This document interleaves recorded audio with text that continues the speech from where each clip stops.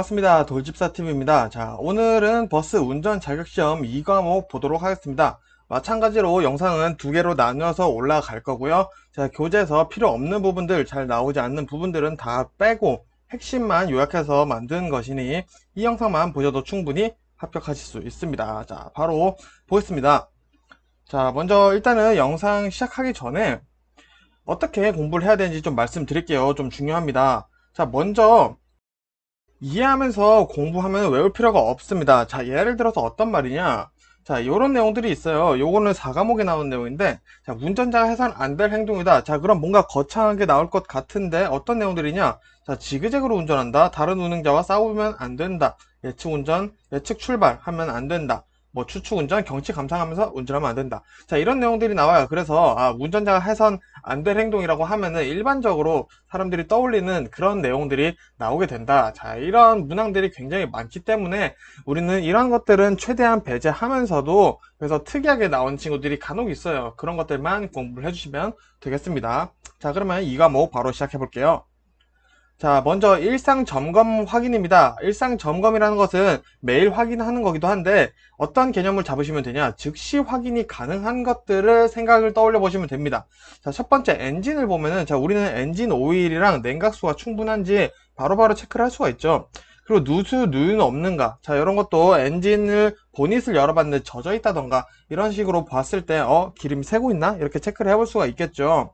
자, 그리고 마찬가지로 이제 뭐 변속기, 마찬가지로 오일, 누유, 뭐 이런 얘기들이 나옵니다. 기타 항목도 보시면은 뭐 클러치액, 와셔액, 누유 이런 것들이 있는데, 즉 일상 점검에서 일단 특징이라고 하면은 액체류, 우리가 당장 확인할 수 있는 액체류, 오일이라던가 냉각수 이런 것들 있죠. 그런 것들을 체크를 해준다 라고 외워두셔도 어떤 것들이 있는지 알고 계시겠죠.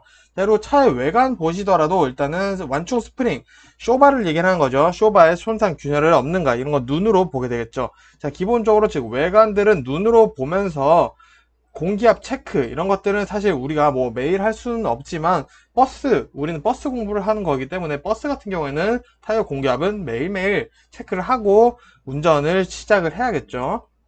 자, 그리고 나머지는 외관을 보는 거기 때문에 주로 파손되어 있는지, 손상 가능한지, 이제 더러운지 이런 것들을 체크하게 됩니다. 이런 뉘앙스들을 알아두시는 게 더 좋아요. 자, 그리고 운행 전 점검사항 한번 보겠습니다. 마찬가지로 이해하면 굳이 외울 필요 없습니다. 하나하나 1번은 뭐고 2번은 뭐고 이렇게 외우면 지쳐요. 그래서 어떤 것들을 체크를 하냐, 각종 게이지, 액체류 상태를 확인한다. 자, 엔진 오일이나 냉각수 이런 것들 있죠. 이 밖에도 무슨 오일, 브레이크 오일 뭐 이런 식으로 나오면은 운행 전 점검 사항 해야 되는구나 라는 개념을 액체류로 잡으시면 됩니다. 자, 그리고 각종 장치의 작동 상태 여부를 확인하게 되는데, 자, 각종 장치라면은 모든 장치를 다 말씀드리는 겁니다.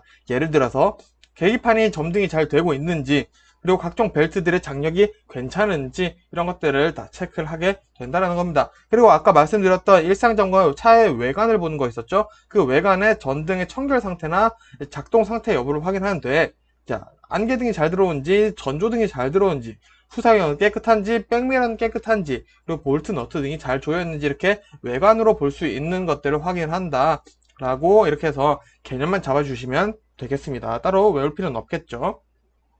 자, 운행 중 점검 사항도 마찬가지예요. 출발 전에 일단은 작동 상태를 확인해야 됩니다. 작동 상태, 우리가 제일 많이 쓰는 게 뭐가 있죠? 브레이크, 엑셀 이런 것들이 있죠. 그리고 배터리, 우리 배터리 떨어지면 시동이 안 걸립니다. 그런 것들을 당연히 체크하게 되겠죠. 그리고 뭐 클러치나 이런 기어들이 잘 움직이는지, 엔진 소리는 깨끗하게 일정하게 나는지 이런 것들을 확인하게 되고, 뭐 거울 상태 깨끗한지, 뒤가 잘 보이는지 체크를 하게 되겠죠. 자, 운행 중 점검 사항도 마찬가지인데, 이제 운행 중에 점검하는 것들은 필수 요소들입니다. 예를 들어서 우리 차의 방향을 바꾸는 엔진, 핸들이죠. 그리고 차에 움직여주는 엔진, 그리고 차를 멈추게 하는 제동력을 가지는 브레이크, 즉 조향, 그리고 시동, 동력이죠. 그리고 제동, 이렇게 세 가지를 체크를 하게 된다는 겁니다. 즉, 이 조향장치, 시동장치, 그리고 제동장치와 관련된 모든 항목들이 만일에 문제에 나온다. 그럼 이거는 운행 중에 점검을 해야 되는 사항이구나. 이런 식으로 연결해서 외워주시는 게 상당히 중요하다는 말씀 드리고 있습니다. 자, 그리고 추가로 냄새까지 체크를 해줘야 된다는 거, 이런 거 빼먹으시면 안 되겠죠. 자, 그럼 운행이 끝났습니다. 운행 후에 어떤 것들을 점검해야 되는지 볼게요.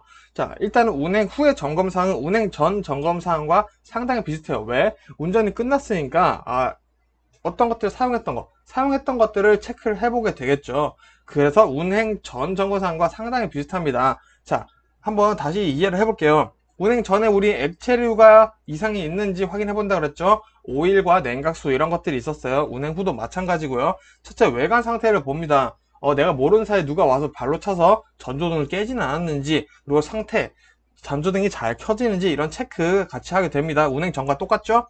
자, 그리고 조향장치, 완충장치, 쇼바 이런 것들을 체크하게 됩니다. 자, 여기서는 잘 되는지 확인을 하는 게 아니라 균열은 없는지, 볼트 너트는 잘 조여져 있는지 이런 것들을 마찬가지로 운행 전과 똑같이 체크를 한다. 즉, 운행 후 점검 사항은 뭐냐? 이상이 있었는지 혹은 이상이 있는지 체크를 한다라는 개념에서 운행 전 점검과 상당히 비슷하다라고 보시면 되겠습니다. 자, 그러면은 이제 안전수칙 쪽은 볼 건데요. 안전수칙도 이제 운행 전으로 좀 나뉩니다. 자, 여기서도 마찬가지로 우리 상식으로 풀 수 있습니다. 우리의 상식이 어떤 상식이냐? 일단은 지금 버스 운전 자격시험을 공부하시는 모든 분들이 운전의 경험이 있으신 분들이에요. 운전면허 자격증이 없으면은 시험을 볼 수가 없죠. 자, 그래서 내가 운전하면서 가지고 있었던 상식들 있죠. 그리고 약간 헷갈리는 부분들이 분명히 있습니다. 그럴 때는 충분히 고민을 하셔도 풀 수 있습니다. 즉, 외울 필요는 없다라는 말씀 드릴게요. 자, 그러면 한번 연습해 볼게요. 어떤 식으로 되나? 자, 운행 전에 뭘 해야 될까요? 안전벨트 당연히 착용을 해야겠죠. 근데 문제도 어떻게 나오냐? 가까운 곳을 갈 때는 굳이 착용하지 않아도 된다. 이렇게 얘기할 수도 있어요. 하지만 우리 FM, 정식적인 모습으로 봤을 때는 운전을 하기 전 무조건 안전벨트를 하죠. 우리 운전면허 시험 볼 때 그때를 생각해 주시면 됩니다. 안전수칙은. 자, 올바른 운전 자세, 어깨를 펴고, 자, 손목이 핸들의 가장 먼 곳에 닿는다. 뭐, 요런 개념들. 이거는 조금 이론이지 않나? 자, 요런 것들은 외워줘야겠죠? 자, 그리고 운전 방해 요소 제거. 자, 내가 운전을 하는데 핸들 위에 뭘 올려놓고 한다거나 엑셀 옆에 뭔가를 내려놓고 짐을 싣고 운전을 한다던가 이래서는 안 된다라는 거고요. 자, 그리고 좌석이나 핸들의 위치, 후사경 조정 이런 것들은 운전 중에 실시해서는 절대 안 된다라는 거 사실은 우리 모두 알고 있습니다. 자, 그리고 일상 점검에 생활화한다. 일상 점검은 뭐가 있었다 그랬죠? 액체류가 새고 있는지 아닌지 이런 것들을 보통 체크한다고 말씀드렸죠. 자, 이런 것들 잘 체크해 주시고, 인화성 물질 차량 내 비치 금지, 특히나 여름철에는 더더욱이나 신경을 써야 되는 부분이죠. 당연히 폭발물이 내 차에 있으면은 그건 좀 아니죠. 자, 그래서 생각해보면은 우리 당연한 얘기들이에요. 하지만 헷갈릴 수 있는 부분들이 있습니다. 그래서 이런 안전수칙에 대한 문제가 나왔을 때는 내가 운전면허 시험 볼 때 안전벨트 안 하고면은 바로 감점이었지. 이런 것들 떠올리시면서 문제를 푸시는 게 좋습니다. 굳이 외우실 필요는 없어요. 자, 그러면 운행 후에 어떻게 하는지 한번 보도록 하겠습니다. 마찬가지 우리 상식으로 문제를 풀 수가 있는데, 자, 내릴 때 좌우를 살펴야 됩니다. 자, 오토바이가 차 사이로 지나갈 수도 있고 자전거로 지나갈 수도 있겠죠. 그리고 밀폐된 공간에서 공회전 시키지 않습니다. 주차장, 밀폐된 주차장에서 공회전 시키면 아저씨들이 와서 뭘 하잖아요. 그리고 요런 거 좀 특이한 거 헷갈리는 거 외워줘야겠죠. 오르막에서는 1단을 놓고 내리막에서는 R단을 놓고 고인목을 설치를 해야 합니다. 자, 요런 거는 우리가 잘 몰랐을 경우가 있어요. 그래서 요런 거는 꼭 외워주셔야겠죠. 그리고 습기가 많고 통풍이 어려운 차고는 주차하지 않는다. 자, 이런 거는 차에 부식이 생길 수도 있지만 브레이크 드럼이나 라이닝에 녹이 생길 수도 있기 때문에 이런 얘기가 있다라는 거 일단 알아두시면 나중에 또 우리가 모닝록 이런 자동차 현상들 공부를 할 때 도움이 되실 겁니다. 자, 그래서 뭐 헷갈리는 내용만 공부를 하시고 외워주시면 돼요. 그리고 이렇게 지금 저와 함께 객관적이고 상식적으로 고민을 하면서 문제를 답을 찾아 나갈 수 있는 연습을 하고 있으니 이런 연습들 같이 해주시면 좋을 것 같습니다.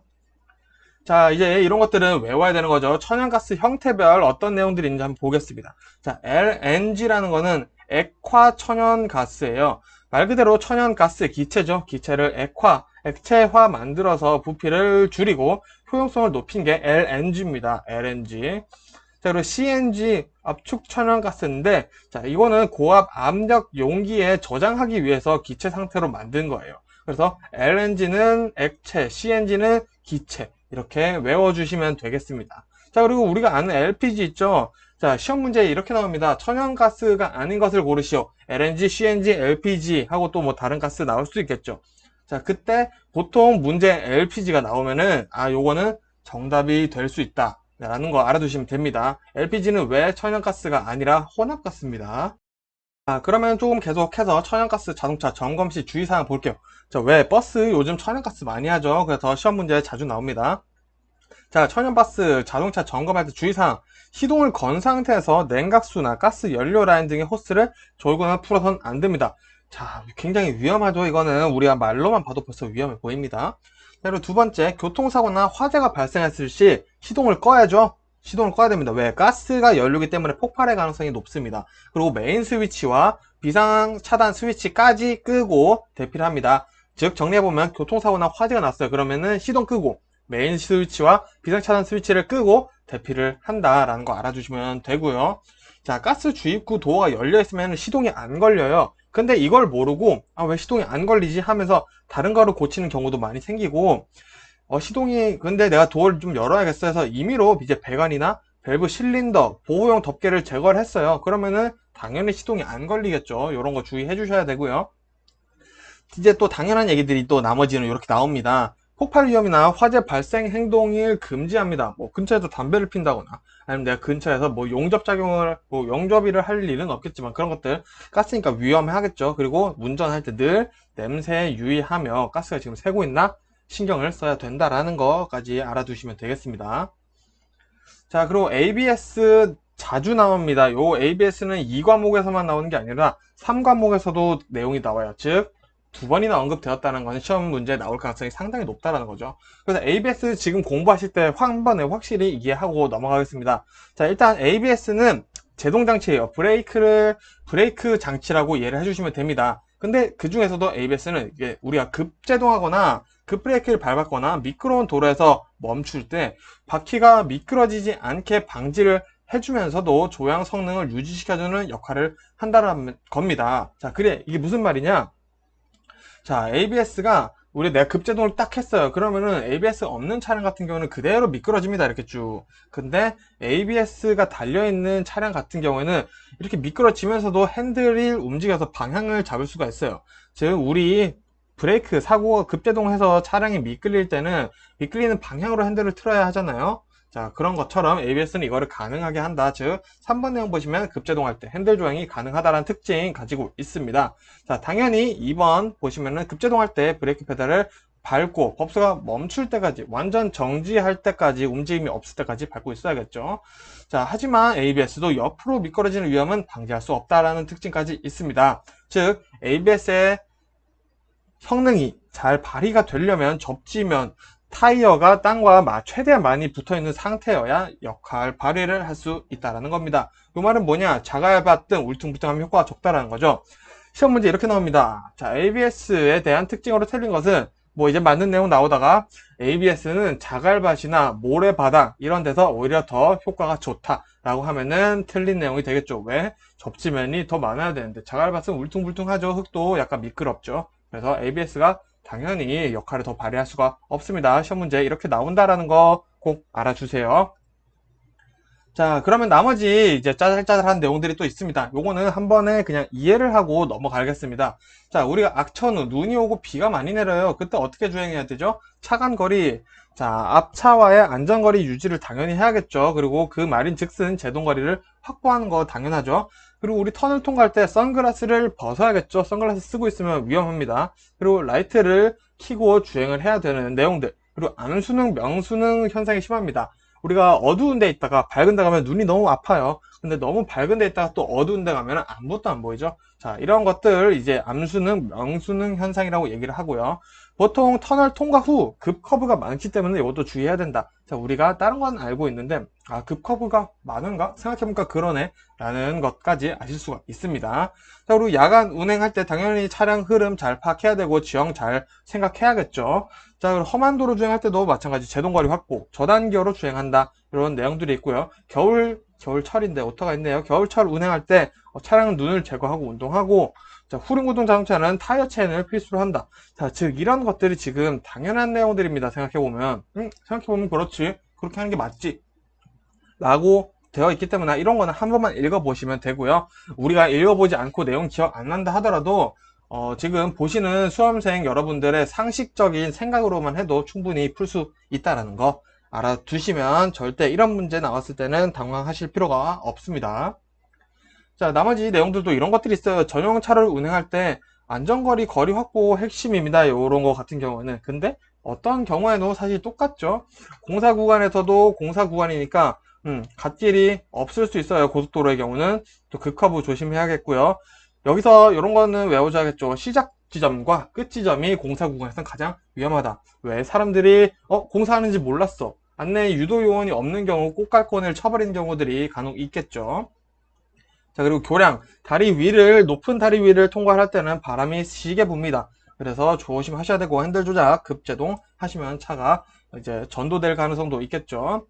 그리고 고속도로 운행할 때는 운행 전에 점검 잘하고, 터널 출구에서 나올 때 바람 주의하고, 이런 것들 우리 운전하면서 많이 경험해본 내용들이 많으니까 당황하실 필요는 없습니다. 자, 그리고 제 2장 한번 보도록 하겠습니다. 이제 여기서는 자동차 장치들에 대해서 어떻게 사용하는지 나오게 되는데, 우리 버스에 대해서는 잘 모르시잖아요. 그래서 이런 것들 한번 집중해서 보시면 되겠습니다. 자, 일단 자동차 키는 어떻게 사용하냐? 첫 번째부터 당연한 얘기를 합니다.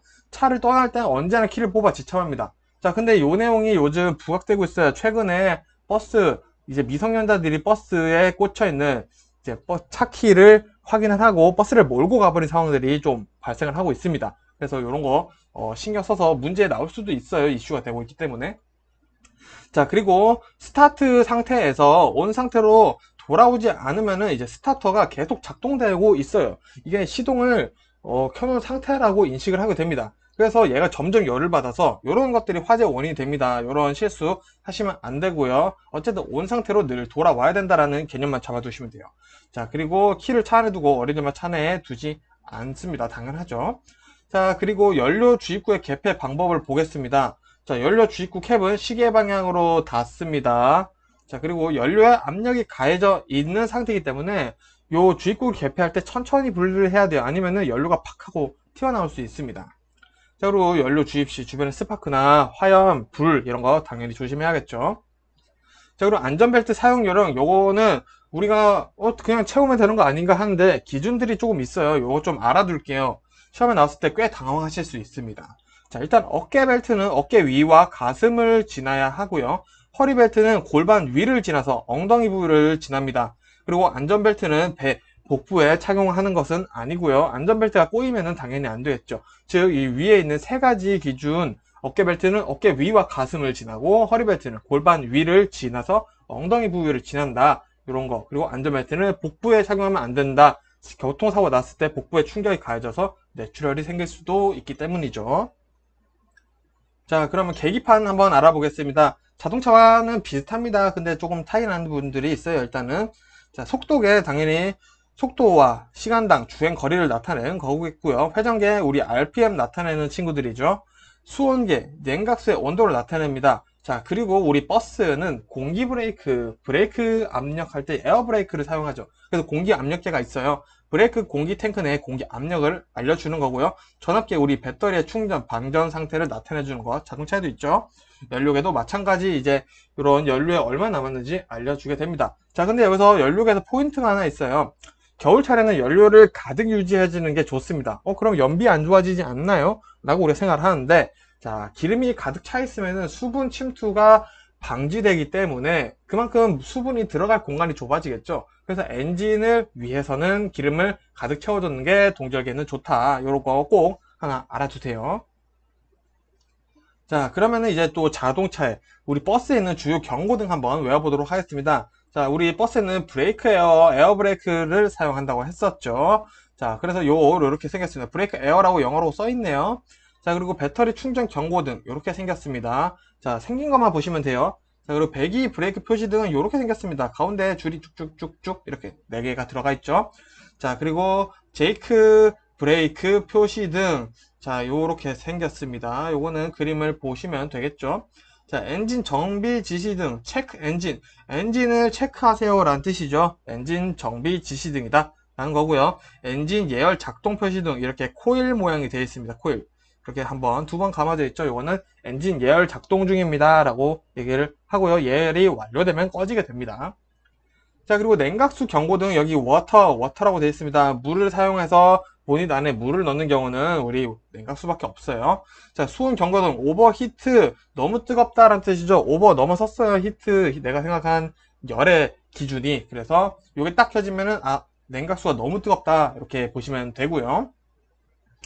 자, 그리고 자동 정속 주행 표시 등 이렇게 생겼습니다. 자, 정속을 잘 하고 있나 이렇게 보시는 거고요. 자, 그리고 에어 클리너 먼지 경고 등, 더스트가 영어로 먼지죠. 그래서 이런 것들, 힌트 나와 있는 것들은 사실 잘 나올 확률은 낮습니다. 자, 그리고 자동 그리스 작동 표시 등은 두 개가 있어요. 이렇게 톱니바퀴 두 개 맞물려 있는 거, 그리고 폭축으로 쏘아 올리는 것 같은 느낌. 이게 그리스를 주입하는 모습을 나타낸 거라는 거 알아주시면 되고요. 그리고 사이드미러 열선 작용 표시 등, 자, 그리고 요 사이드미러 같이 생겼죠. 여기에 열선 이렇게 쭉 우리 목욕탕 따뜻한 표시가 이렇게 있습니다. 그러면은 사이드미러에 열선을 작동할 것이다 라는 거죠. 자, 그러면은 이제 3장 배출가스로 보는 고장 확인 한번 보도록 하겠습니다. 요거 시험 문제 자주 나옵니다.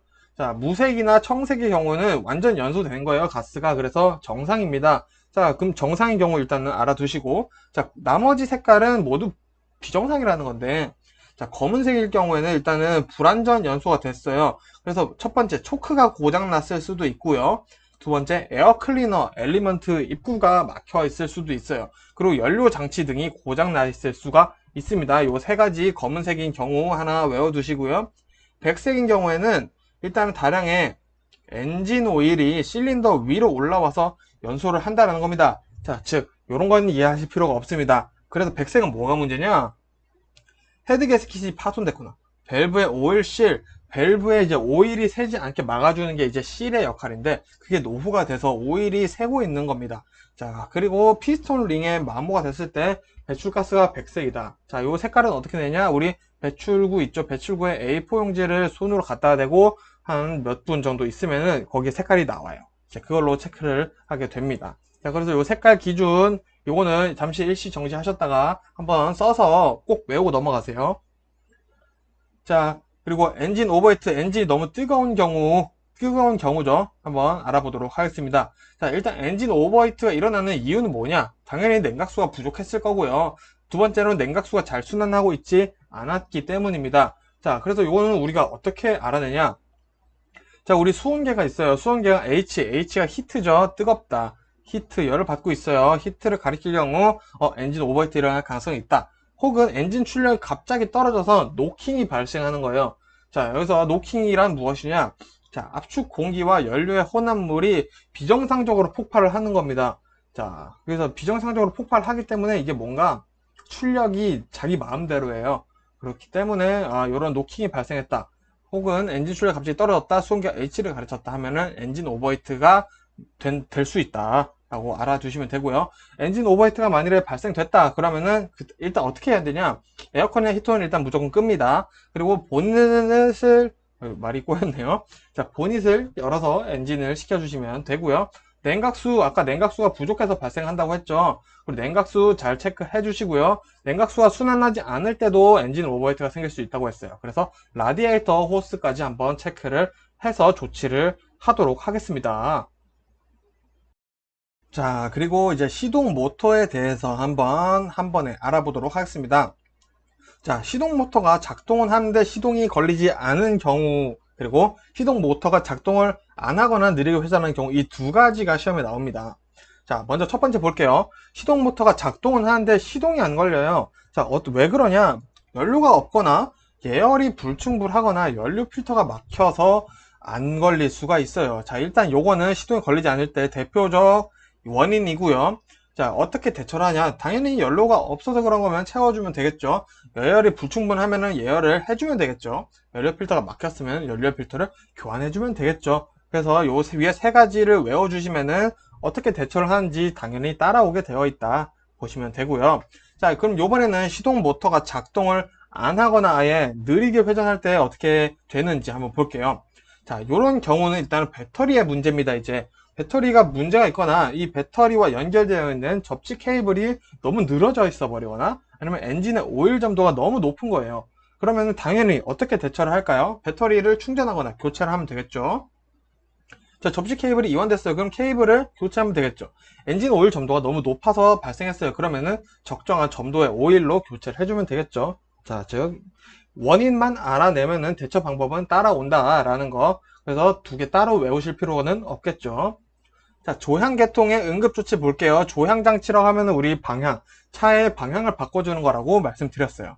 자, 핸들이 무거운 경우가 있습니다. 자, 그러면 앞바퀴에 공기압이 부족한 경우가 있어요. 앞바퀴가 만약에 펑크는 타이어 하나 터졌는데 그걸 모르고 하면은 방향이 이게 너무 잘 안 바뀌는데 너무 노면 영향이 많이 받는데 이런 거면 앞바퀴에 공기압에 문제가 일단 있을 수 있습니다. 두 번째로는 파워 스티어링 오일이 부족할 수 있어요. 자, 그러면은 어떻게 대처를 하면 좋을까요? 자, 공기압이 부족하니까 적정 공기압을 채워주면 되고요. 파워 스티어링 오일이 부족하니까 파워 스티어링 오일을 보충해주면 되겠죠. 자, 그런데 스티어링 휠, 핸들 똑같은 얘기예요. 이 스티어링 휠이 떨리는 경우가 있어요. 그냥 요거는 말 그대로 타이어에 문제가 있거나 도로에 문제가 있는 건데 도로에 문제가 없는 것 같다. 자, 그러면은 잠시 갓길에 세워야겠죠. 자, 타이어에 문제가 있을 수 있습니다. 그리고 혹은 이 휠 너트를 타이어를 조여주는 이 휠 너트가 풀려 있을 수가 있어요. 그럼 당연히 어떻게 된다? 타이어를 점검하거나 교환을 해주면 되고요. 휠 너트를 조여주면 되겠죠. 그리고 추가로 규정 토크로 조인다. 이 말이 이제 휠 너트를 조인다라는 말과 똑같죠. 그래서 지금 계속 원인만 알면은 대처 방법 따라오고 있습니다. 자, 제동계통 응급조치 요령까지 한번 살펴볼게요. 자, 우리 브레이크 제동 효과가 안 좋다라면은 사실 여러 가지 문제가 있는데 시험에 나오는 것들은 요겁니다. 일단 공기압의 문제가 있어요. 왜? 에어브레이크이기 때문에 이 공기가 부족할 수도 있어서 안 될 수도 있겠죠. 혹은 너무 많아서 안 될 수도 있습니다. 자, 그리고 라이닝 자체에 문제가 있어요. 그럴 수도 있겠죠. 자, 그리고 타이어에 문제가 있어서 타이어가 미끌려서 잘 안 멈추는 경우도 있겠죠. 즉, 요것도 원인이 지금 이렇게 세 가지라면 대처 방법은 전에 우리가 봤었던 것처럼 요 세 가지를 해결해 주면 되겠죠. 라이닝을 교체해 준다거나 타이어를 교체해 준다거나 아니면은 또 공기압을 잘 조절해 준다거나 이렇게 해주시면 됩니다. 단순하게 생각하셔도 돼요. 자, 그리고 브레이크가 편제동 되는 경우가 있습니다. 자, 요거는 이유는 하나예요. 타이어와 라이닝 사이의 간극, 그 거리가 문제인 겁니다. 그래서 요거는 일단 타이어 공기압 체크도 한번 해주시면 좋고 라이닝 간극을 조정해 주는 게 중요하겠죠. 자, 이렇게 해서 일단은 우리 이 과목의 1장, 2장, 3장까지 알아봤는데 여기서는 우리가 좀 연결해서 외워주고 상식적이고 객관적으로 고민을 해서 답을 찾아내는 연습을 하면은 충분히 푸실 수가 있습니다. 암기를 해야 되는 내용이 생각보다 많지는 않아요. 하지만 이 과목에서 핵심은 뭐다? 4과목이다. 그래서 제가 다음 영상은 4과목만 집중적으로 설명을 하면서 어떤 것들이 시험에 나오고 어떻게 시험에 나오는지 설명드리도록 하겠습니다. 고생 많으셨습니다.